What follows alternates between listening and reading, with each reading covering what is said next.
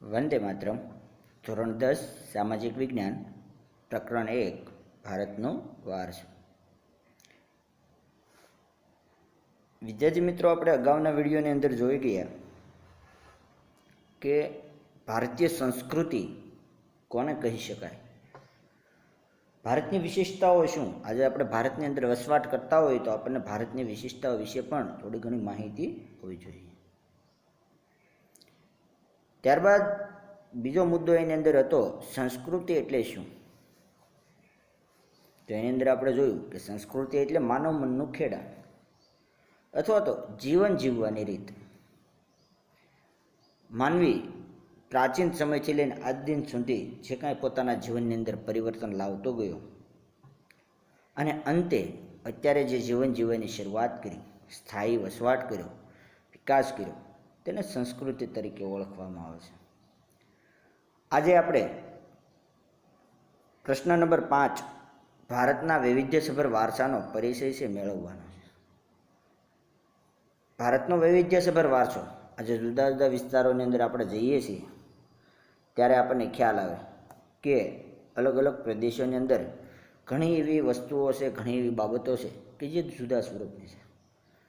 આજે વૈવિધ્યસભર વારસાની અંદર અલગ અલગ વિસ્તારની અંદર ધર્મ, જાતિ, જ્ઞાતિના લોકો છે વસવાટ કરે છે. પોતાની સંસ્કૃતિ છે, પોતાની લિપિ છે, પોતાના રીત રિવાજ છે, પોતાની પરંપરાઓ છે. તો તેના વિશે આજે આપણે આ પ્રશ્નની અંદર માહિતી છે મેળવવાની છે, જેની અંદર કહેવામાં આવ્યું કે ભારતની સંસ્કૃતિ શાંતિ પ્રધાન અને સહિષ્ણુતાવાદી સંસ્કૃતિ રહી છે. ભારતીય સંસ્કૃતિ કેવી છે કે હંમેશા યુદ્ધ કે એવી કોઈ પરિસ્થિતિનું નિર્માણ થતું હોય તો એમને બંધ કરી અને શાંતિમય,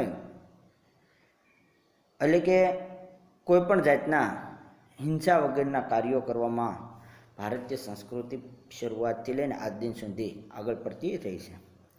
ભારતીય સંસ્કૃતિની અંદર જે વિષ્ણુ પુરાણ છે કે અન્ય કોઈ ગ્રંથો જેમાં સત, ચિત્ત અને આનંદની અનુભૂતિ કરાવવાનું સામર્થ્ય છે ધરાવે છે. સાથે સાથે કીધું કે ભારતીય સંસ્કૃતિ ભાતીગળ વારસા અને સમૃદ્ધિથી આકર્ષાય અનેક વિદેશી પ્રજાઓ ભારતમાં આવી વસવાટ કર્યો અને બધી જ પ્રજાની ભિન્ન ભિન્ન સંસ્કૃતિ સાથે આદાન પ્રદાન થકી ભારતીય સંસ્કૃતિ સમૃદ્ધ બની. જો પ્રાચીન કાળની અંદર ભારત એક સમૃદ્ધ દેશ હતો. લોકો વેપાર વાણિજ્ય કરવા માટે તે ભારતની અંદર આવે છે. ભારતની અંદર ઘણી બધી વિદેશી પ્રજાઓ આવી, શરૂઆત વેપારથી કરી, ધીમે ધીમે ધીમે ધીમે અહીંયા સ્થાયી થઈ, ભારતીય લોકો સાથે સંબંધોથી જોડાયા અને આજે ભારતીય સંસ્કૃતિ એમની સાથે મળી અને સમૃદ્ધિ છે પ્રાપ્ત કરી. કારણ કે એમની સંસ્કૃતિની અંદર જે સારી બાબતો હતી આપણે સ્વીકારી, આપણી સંસ્કૃતિની અંદર જે સારી બાબતો હતી તેમને સ્વીકારી. પરિણામે આદાન પ્રદાન થયું. ભારતીય સંસ્કૃતિમાં અહિંસા અને વિશ્વ શાંતિના મૂલ્યો આજે વિશ્વભરની અંદર પ્રશંસા પામ્યા છે. જગતના દેશોએ મૂલ્યો સ્વીકાર્યા છે. મહાત્મા ગાંધી કે જેમણે અહિંસાના માર્ગે ચાલી અને ભારતને જે સ્વતંત્રતા અપાવી, કે આજે વિશ્વના ઘણા બધા દેશો આજે મહાત્મા ગાંધીના જે વિચારો હતા, જેમના કાર્યો હતા, એમને નોંધ છે લઈ રહ્યા છે. સિંધુ ખીણની સંસ્કૃતિના સર્જકોથી શરૂ કરીને આજ દિન સુધીના લોકોએ ભારતના પોતાની આવડત, બુદ્ધિ, શક્તિ અને કલા કૌશલ્ય દ્વારા ભારતના વારસા અને સંસ્કૃતિને સમૃદ્ધ બનાવવાનું કામ અને કાર્ય છે કરેલું છે.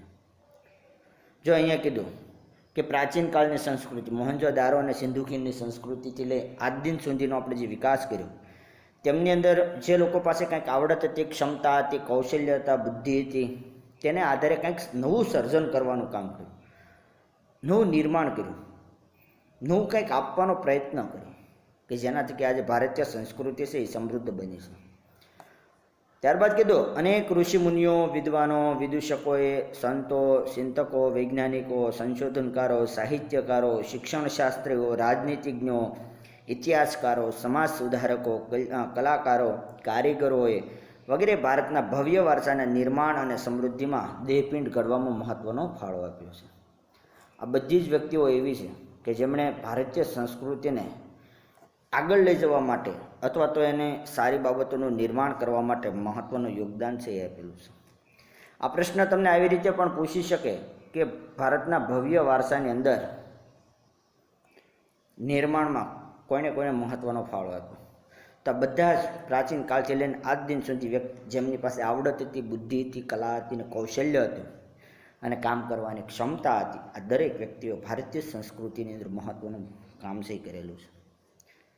ભારતમાં આવેલી અનેક વિદેશી પ્રજાઓએ ધર્મ, શાસન વ્યવસ્થા, રીત રિવાજો, પરંપરા, ભાષા, લિપિ, બોલી, કલા, ચિત્રકલા, પહેરવેશ વગેરે ભારતને મળ્યા. તેનાથી ભારતીય સંસ્કૃતિ છે ભાતીગળ સંસ્કૃતિનું નિર્માણ કરવામાં મહત્ત્વનું યોગદાન છે. જો અહીંયા કીધું કે આજે વિદેશમાંથી જે પ્રજાતિઓ આવી તેમની પાસે ધર્મ, કામ કરવાની અથવા શાસન કરવાની જે વ્યવસ્થા હતી, રીત રિવાજો હતા, પરંપરાઓ હતા, એની ભાષા હતી, લિપિ હતી, બોલી હતી વગેરેનું આદાન પ્રદાન થાય છે. પરિણામે આજે ભારતીય સંસ્કૃતિ છે ભાતીગળ સંસ્કૃતિ તરીકે ઉભરી આવી છે. પછી પ્રશ્ન નંબર 6, વારસો એટલે શું? ભારતના ભવ્ય વારસાના મુખ્ય 2 પ્રકારો છે. આપણને પરીક્ષાની અંદર ખાલી એટલું જ પૂછવામાં આવશે કે વારસો એટલે શું, સમજાવો 2 ગુણની અંદર. એટલે આપણે લખવાનું છે કે સંસ્કૃતિને અનેકવિધ બાબતો એક પેઢી પોતાની અનુગામી પેઢીને આપે. એ પેઢી પોતે શીખેલ મેળવેલ બાબતો તેમના ઉંમરે અને પછી એ પેઢી પોતાની અનુગામી પેઢીને બધું જ શીખવે અને આપે. આમ પેઢી દર પેઢી જે કાંઈ આપણને મળે છે તેને વારસો કહેવાય, હેરિટેજ. ટૂંકમાં અને સાદી ભાષામાં કહીએ તો કે પેઢી દર પેઢી જે આપણને મળે એટલે કે આપણા પૂર્વજો પાસેથી આપણી પાસે જેમ ક્રમશઃ આવતું જાય તેને વારસો કહેવાય. આપણા દાદા પાસેથી આપણા પપ્પા પાસે આવે, પપ્પા પાસેથી આપણી પાસે આવે, આ પેઢી દર પેઢી છે. આપણા પૂર્વજો 7 પેઢીમાં રિટર્ન જઈએ ત્યારે આપણા પૂર્વજો પાસે ઘણું બધું હતું. એમણે એમના સંતાનોને આપ્યું, એમણે એમના સંતાનોને આપ્યું, ત્યારથી આપણા દાદા પાસે આવ્યું, દાદાએ એના પુત્રોને, એના સંતાનોને, એટલે આપણા પિતા પાસે આવ્યું, એને એના સંતાનોને ભવિષ્યમાં આપણી પાસે આવશે. આમ પેઢી દર પેઢી આપણને જે કાંઈ મળે એ વારસો કહેવાય. જમીન હોય, મકાન હોય, મિલકત હોય, અન્ય જે કાંઈ વસ્તુઓ છે એ વારસાની અંદર આવે. વારસો છે આપણને 2 પ્રકારે મળે, એક પ્રાકૃતિક વારસો અને એક સાંસ્કૃતિક વારસો. એક કુદરત તરફથી મળેલો વારસો છે અને એક આપણા પૂર્વજો પાસેથી, જેમની પાસે બુદ્ધિ, ક્ષમતા અને આવડત અને કૌશલ્ય હતા તેમની પાસેથી મળેલો વારસો આજે આપણને પ્રાપ્ત થતો હોય છે. ત્યારબાદ આપણે જોઈએ પ્રશ્ન નંબર 7, પ્રાકૃતિક વારસાનો અર્થ આપી પ્રાકૃતિક વારસામાં સમાવેશ થતી બાબતો જણાવો. ખાસ યાદ રાખજો વિદ્યાર્થી મિત્રો, આપણને 2 ગુણની અંદર પૂછવામાં આવે છે કે પ્રાકૃતિક વારસો એટલે શું. એટલે કે પ્રાકૃતિક વારસો એટલે આપણને કુદરત તરફથી જે કાંઈ મળેલું છે, કુદરતી જે કાંઈ ભેટ મળેલી છે, બક્ષિસ મળેલી છે તેને આપણે પ્રાકૃતિક વારસો કહીએ છીએ, કે જેના નિર્માણમાં માનવીનો કોઈ જ મહત્ત્વનો ફાળો નથી. તો પ્રાકૃતિક વારસામાં સમાવેશ કોનો થાય? તો એને કીધું પ્રાકૃતિક વારસાની અંદર ઊંચા પર્વતો હોય, જંગલો હોય, ઝરણા, નદી, રણ, સાગર, વિશાળ ફળદ્રુપ મેદાનો હોય, ખીણ પ્રદેશ, ઋતુઓ, તરુઓ, વેલા વેલીઓ, પર્ણ, પુષ્પ, જીવજંતુઓ વગેરેનો સમાવેશ આજે પ્રાકૃતિક વારસાની અંદર થાય છે, કે જેના નિર્માણમાં માનવીએ એક પણ પ્રકારનો ફાળો આપ્યો નથી, કુદરત તરફથી મળેલું છે.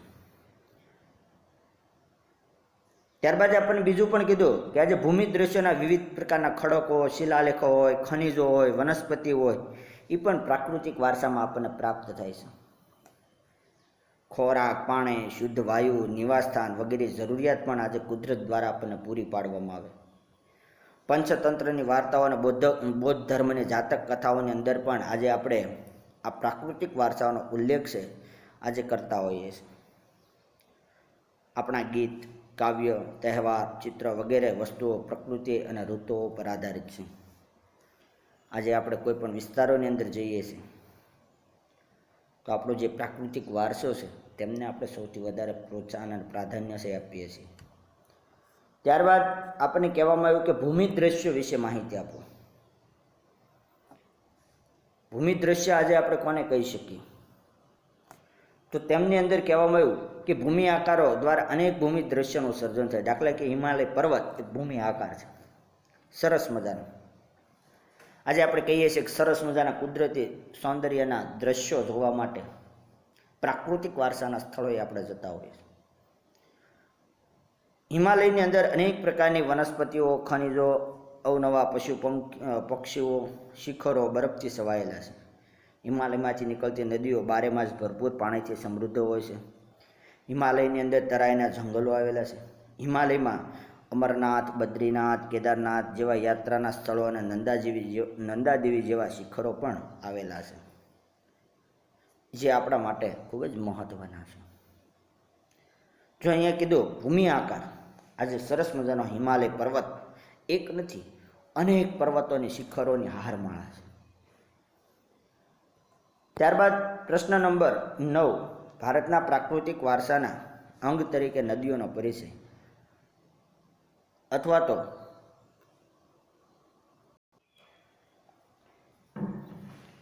આજે નદીઓને આપણે લોકમાતાનું બિરુદ છે આપેલું છે. હવે દાખલા તરીકે પ્રાચીન કાળથી લઈને આજ દિન સુધી માનવી જે વિકાસ કર્યો એ નદી કિનારે કરેલો છે. ભારતીય સંસ્કૃતિનો ઉદય અને વિકાસ સિંધુ અને રાવી નદીને કિનારે થયો હતો. ધીમે ધીમે ધીમે ધીમે ત્યાંથી લોકો હવે અન્ય વિસ્તારોની અંદર જઈ વસવાટની શરૂઆત કરી. સિંધુ, ગંગા, યમુના, કાવેરી, નર્મદા, ગોદાવરી, સરસ્વતી વગેરે નદીઓએ ભારતના લોકોને સમૃદ્ધ લોકજીવન છે પૂરું પાડ્યું છે. કારણ કે આજે માનવીની સૌથી મોટી જરૂરિયાત હોય તો પાણી છે. એ આજે પીવા માટે હોય, ઘર વપરાશ માટે હોય, સિંચાઈ માટે હોય, વીજળી માટે હોય, જળમાર્ગ માટે હોય, મકાન બનાવવા માટે હોય કે અન્ય કોઈ પણ જગ્યાએ હોય. પરિણામે નદીઓ છે આપણા જીવનની અંદર ખૂબ જ ઉપયોગી છે. આપણી સંસ્કૃતિના સર્જકોએ નદી કિનારામાંથી માટીના વાસણો બનાવ્યા, લીપણ કર્યું, મકાન બનાવ્યા, રમકડા બનાવ્યા. પરિણામે આજે નદીઓ છે માનવ જીવનની અંદર સૌથી મહત્ત્વનું યોગદાન છે આપે છે. પરિણામે નદી કિનારે જોવા મળતા ઉષા અને સંધ્યાના વિવિધ ભૂમિ દ્રશ્યો, સવારે અને સાંજે સૂર્યોદય થાય ત્યારે અને સૂર્યાસ્ત થાય ત્યારે આ બંને સમયગાળા દરમિયાન સરસ મજાના કુદરતી ભૂમિ દ્રશ્યો છે એનું નિર્માણ થતું હોય છે કે જેના દ્વારા કલા, સૂઝ અને કૌશલ્ય વિકસાવી ભારતીય પ્રજાજીવનને સુંદર બનાવવાનો પ્રયત્ન કર્યો છે. વહેલી સવારે પરોઢના સમયે જ્યારે સૂર્યોદય થતો હોય ત્યારે સરસ મજાના નદી કિનારે, દરિયા કિનારે જઈએ અને એક સરસ મજાનું કુદરતી દ્રશ્યનું નિર્માણ થતું હોય, એક સરસ સૌંદર્યની અનુભૂતિ થતી હોય. સાંજના સમયે જઈએ તો સાંજે પણ સંધ્યાના સમયમાં એક સરસ મજાના કુદરતી સૌંદર્યનું નિર્માણ થાય છે. પરિણામે નદીઓથી શરૂઆત કરી આજે પણ મોટાભાગના શહેરો છે નદી કિનારે વિકસેલા છે. કારણ કે માનવીની સૌથી મોટી જરૂરિયાત પીવા અને વપરાશ અને મકાન બાંધકામ કે વીજળી માટે કે સિંચાઈ માટે હોય છે. એટલા માટે આપણે આજે નદીઓને લોકમાતાનું બિરુદ છે આપેલું છે. કારણ કે આપણને દરેક ક્ષેત્રની અંદર નદીઓ છે ખૂબ જ ઉપયોગી બનેલી છે. ત્યારબાદ પછીનો પ્રશ્ન આપણને કહેવામાં આવે પ્રાકૃતિક વારસાના અંગ તરીકે વનસ્પતિનો પરિચય આપો. જો આપણે પ્રાચીન કાળથી જ પર્યાવરણ પ્રેમી છે રહ્યા છીએ. મનુષ્ય, પ્રાણી અને પશુ પક્ષીઓના આહારે વનસ્પતિ ઉપર આધારિત છે.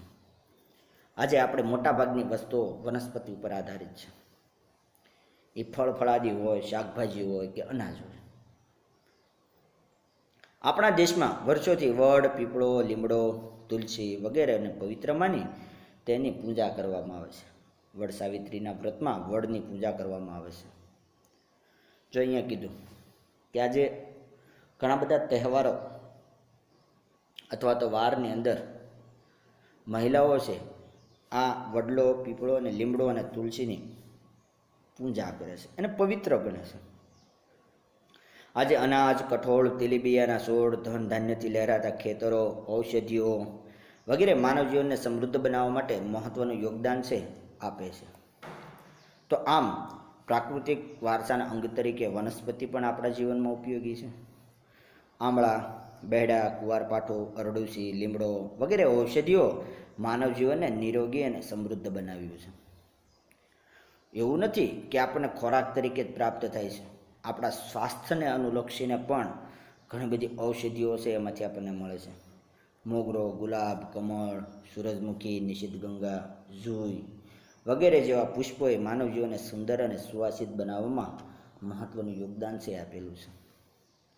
આમ પ્રાકૃતિક વારસાની અંદર આપણને ભૂમિ દ્રશ્યો, નદીઓને લોકમાતાનું બિરુદ અને સૌથી મહત્ત્વની બાબત હોય તો વનસ્પતિ જીવન આપણને સમૃદ્ધિના માર્ગ તરફ લઈ જવામાં મહત્ત્વનું યોગદાન છે એ આપે છે. આવનારા સમયગાળા દરમિયાન આજે આપણે એનું જતન, સંરક્ષણ અને સંવર્ધન કરવું ખૂબ જરૂરી બનતું હોય છે. વંદે માતરમ.